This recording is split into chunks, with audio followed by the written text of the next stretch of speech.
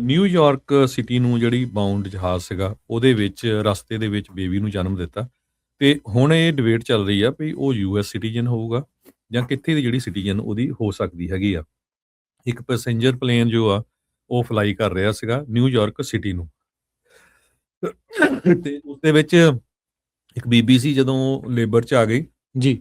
ਤੇ JFK airport ਦੇ ਉੱਤੇ ਇਹ ਪਲੇਨ ਉਤਰਨਾ ਸੀ ਤੇ ਪਾਇਲਟ ਨੇ ਜਿਹੜਾ ਆ ਕੰਟਰੋਲਰ ਨੂੰ ਜਿਹੜਾ ਇਹ ਦੱਸਿਆ ਤੇ ਜਿਹੜਾ ਕੰਟਰੋਲਰ ਸੀ ਕਹਿੰਦੇ ਉਹਨੇ ਜੋਕ ਵੀ ਕਰਨਾ ਸ਼ੁਰੂ ਕਰ ਦਿੱਤਾ। ਕਹਿੰਦਾ ਵੀ ਜੇ ਬੇਬੀ ਦਾ ਜਨਮ ਵਿੱਚ ਹੋ ਰਿਹਾ ਆ ਤੇ ਉਹਦਾ ਨਾਂ ਜਿਹੜਾ ਕੈਨੇਡੀ ਰੱਖਣਾ ਚਾਹੀਦਾ ਕਿਉਂਕਿ ਇਹ ਜਿਹੜਾ ਕੈਨੇਡੀ ਏਅਰਪੋਰਟ ਨੂੰ ਜਾ ਰਿਹਾ ਸੀ।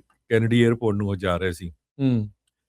ਪਰ ਇਹ ਆ ਵੀ ਉਹ ਹੁਣ ਜਿਸ ਟਾਈਮ ਬੱਚੇ ਦਾ ਜਨਮ ਹੋਇਆ ਉਸ ਟਾਈਮ ਜਿਹੜਾ ਪਲੇਨ ਅਮਰੀਕਾ ਦੇ ਏਰੀਏ ਦੇ ਵਿੱਚ ਸੀ ਜਾਂ ਏਅਰ ਸਪੇਸ ਸੀ ਜਾਂ ਇੰਟਰਨੈਸ਼ਨਲ ਵਾਟਰਸ ਦੇ ਵਿੱਚ ਸੀ।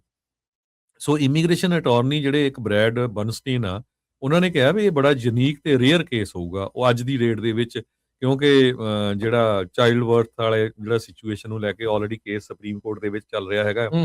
ਜੇ ਬੇਬੀ ਕਹਿੰਦੇ ਵੀ ਯੂਐਸ ਦੇ 에ਅਰ ਸਪੇਸ ਦੇ ਵਿੱਚ ਬੋਰਨ ਹੋਇਆ ਤੇ 14th ਅਮੈਂਡਮੈਂਟ ਦੇ ਮੁਤਾਬਕ ਤੇ ਸਟੇਟ ਦੀ ਡਿਪਾਰਟਮੈਂਟਸ ਦੀਆਂ ਰੈਗੂਲੇਸ਼ਨ ਦੇ ਮੁਤਾਬਕ ਆਟੋਮੈਟਿਕਲੀ ਬੱਚਾ ਯੂਐਸ ਦਾ ਸਿਟੀਜ਼ਨ ਆ। ਜੇ ਬੱਚਾ ਥੋੜੇ ਮਿੰਟ ਪਹਿਲਾਂ ਬਾਹਰ ਜੇ ਯੂਐਸ ਦੇ 에ਅਰ ਸਪੇਸ ਤੋਂ ਬੋਰਨ ਹੋਇਆ ਤੇ ਚਾਹੇ ਉਹ ਸੇਮ ਫਲਾਈਟ ਆ, ਸੇਮ ਪੇਰੈਂਟਸ ਆ, ਤੇ ਉਹਦਾ ਜਿਹੜਾ ਆਊਟਕਮ ਆ ਟੋਟਲੀ ਡਿਫਰੈਂਟ ਹੋਊਗਾ। ਕੈਰੇਬੀਅਨ 에ਅਰਲਾਈਨ ਦਾ ਇਹ ਜਹਾਜ਼ ਸੀਗਾ, ਪਰ ਕਹਿੰਦੇ ਵੀ ਕੈਰੇਬੀਅਨ 에ਅਰਲਾਈਨ ਦਾ ਜਹਾਜ਼ ਹੋਣ ਕਰਕੇ ਉਹ ਕੈਰੇਬੀਅਨ ਨੈਸ਼ਨਲ ਨਹੀਂ ਬਣ ਸਕਦਾ, ਜਿਹੜੇ ਮਰਜੀ ਕੰਟਰੀ ਦਾ ਹੋਵੇ। ਸੋ ਇਹ ਕਹਿੰਦੇ ਇੱਕ ਤਰ੍ਹਾਂ ਨਾਲ ਕ੍ਰੇਜੀ ਚੀਜ਼ ਬਣਦੀ ਹੈਗੀ ਆ।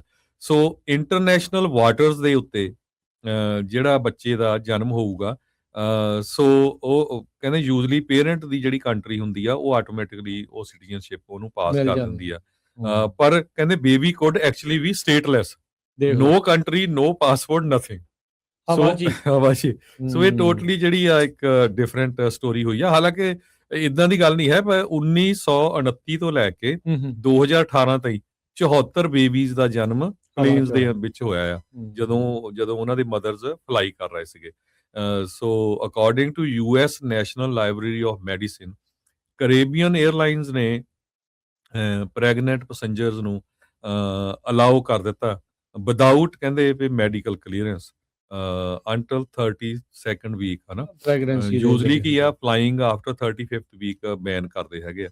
ਸੋ ਬੜੀ ਇਹ ਸਿਚੁਏਸ਼ਨ ਹੋਊਗੀ, ਬੜੇ ਇਮੀਗ੍ਰੇਸ਼ਨ ਅਟਾਰਨੀ ਇਹਦੇ ਤੇ ਹੁਣ ਟਾਕ ਸ਼ੋਜ਼ ਕਰ ਰਹੇ ਆ ਵੀ ਦੇਖੋ ਜੀ ਇਹ ਬੱਚਾ ਕਿੱਥੇ ਦਾ ਜਿਹੜਾ ਸਿਟੀਜ਼ਨ ਬਣੂਗਾ। ਕਹਿੰਦੇ ਵੀ ਐਗਜ਼ੈਕਟ ਲੋਕੇਸ਼ਨ ਦੇ ਉੱਤੇ ਡਿਪੈਂਡ ਕਰੂਗਾ ਜਿਸ ਟਾਈਮ ਦੇ ਉੱਤੇ ਉਹਦਾ ਜਨਮ ਹੋਇਆ ਵੀ ਉਹ ਕਿਹੜੀ 에ਅਰ ਸਪੇਸ ਦੇ ਵਿੱਚ ਸੀਗਾ, ਨੋ 에ਅਰ ਸਪੇਸ ਸੀਗੀ ਜਾਂ ਅਮਰੀਕਨ 에ਅਰ ਸਪੇਸ ਸੀਗੀ ਜਾਂ ਕਿਹੜੀ ਸੀਗੀ।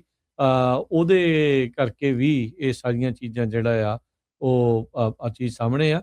ਪਰ ਇਸ ਮੌਕੇ ਕਈ ਜਿਹੜੀਆਂ ਨਵੀਆਂ ਚਰਚਾਵਾਂ ਨੂੰ ਇਸ ਖਬਰ ਨੇ ਜਿਹੜਾ ਆ ਉਹ ਮੋੜ ਦੇ ਦਿੱਤਾ ਤੇ ਨਾਲ ਦੀ ਨਾਲ ਜਿਹੜਾ 에ਅਰ ਟ੍ਰੈਫਿਕ ਕੰਟਰੋਲਰ ਆ ਉਹਦੀ ਵੀ ਬੜੀ ਗੱਲਬਾਤ ਹੋ ਰਹੀ ਆ ਕਿ ਜਦੋਂ ਪਾਇਲਟ ਨੇ ਉਹਨੂੰ ਕਿਹਾ ਵੀ ਮੈਡੀਕਲ ਦੀ ਟੀਮ ਜਿਹੜੀ ਤਿਆਰ ਕਰੋ ਰਾਈਟ ਵੇ, ਹਨਾ, ਜਦੋਂ ਸਾਡਾ ਲੈਂਡ ਕਰਨਾ ਹੈ ਜਹਾਜ਼, ਤੇ ਉਹ ਕਹਿੰਦਾ ਵੀ ਬੇਬੀ ਬਾਹਰ ਆ ਗਿਆ ਜਾਂ ਨਹੀਂ ਆਇਆ, ਕਹਿੰਦਾ ਵੀ ਨਹੀਂ, ਕਹਿੰਦਾ ਤਦ ਫਿਰ ਉਹਨੂੰ ਕਹਿ ਦਿਓ ਉਹਦੀ ਮਦਰ ਨੂੰ ਵੀ ਉਹਦਾ ਨਾਂ ਕੈਨੇਡੀ ਰੱਖੇ। ਸਹੀ ਹੈ ਜੀ। ਸੋ ਇਹ ਜਿਹੜੀ ਚੀਜ਼ ਆ ਉਹ ਵਾਪਰੀ ਆ।